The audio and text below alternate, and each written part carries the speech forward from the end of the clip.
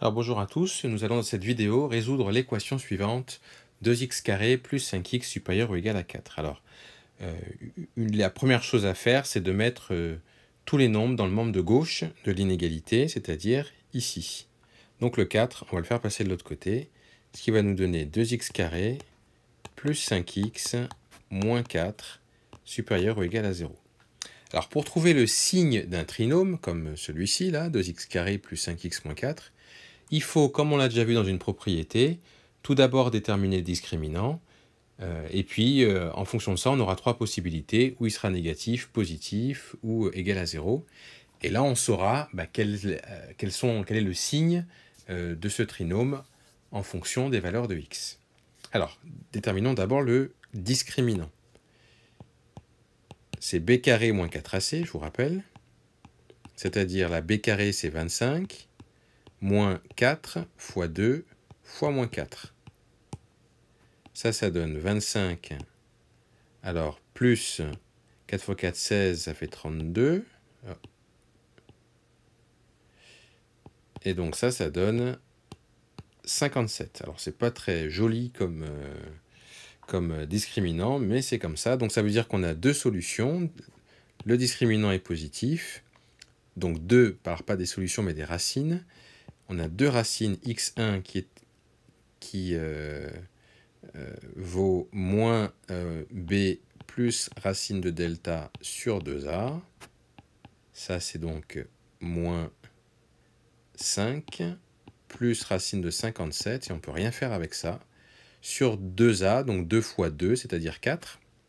Et puis x2, lui, ce sera moins b moins racine de delta sur 2a, c'est-à-dire moins 5 moins racine de 57 sur 4. Donc là, il faut reconnaître qu'on ne pourra pas écrire grand-chose d'autre, on peut rien simplifier là.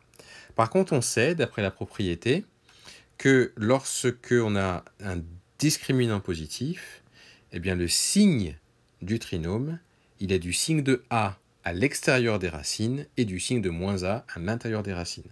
Alors comme x1 et x2 n'ont pas une belle tête, je vais laisser marquer x1 et x2. Et on va faire notre tableau de signes comme ça, avec x1 et x2. Il faut juste regarder lequel est le plus petit, lequel est le plus grand.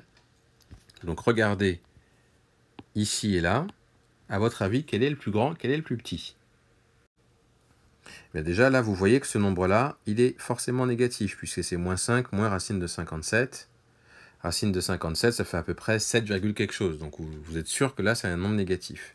Alors qu'ici, racine de 57, je l'ai dit, c'est à peu près 7, quelque chose. Donc ce nombre-là, il sera plutôt positif. Donc ça veut dire que celui-là, c'est le plus petit, celui-là, c'est le plus grand. Et je vais marquer, en fait, dans le tableau de signes, x2 et x1.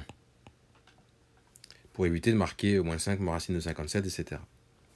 Alors là, c'est le signe de... Alors ma fonction, je ne lui ai pas donné de nom, on va l'appeler h de x. On va l'appeler h, donc c'est h de x ici. Les racines, eh bien, c'est x2 et x1, et notre polynôme s'annule à cet endroit-là. D'après la propriété, notre trinôme, il est du signe de a à l'extérieur des racines. Du signe de a à l'extérieur des racines. Alors, on regarde a. A ici, c'est un nombre positif. Donc, ça veut dire qu'à l'extérieur des racines, c'est positif, et donc à l'intérieur, c'est négatif. Et donc, voilà comment on peut résoudre cette inéquation dans R. C'est-à-dire que vous pouvez écrire, parce qu'il faut quand même conclure, hein, on ne demande pas juste le tableau de signes.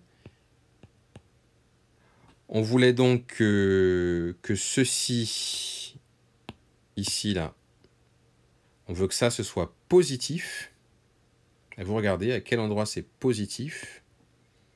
Sur moins l'infini, x2, x1 plus l'infini. Donc ça va être ça les solutions.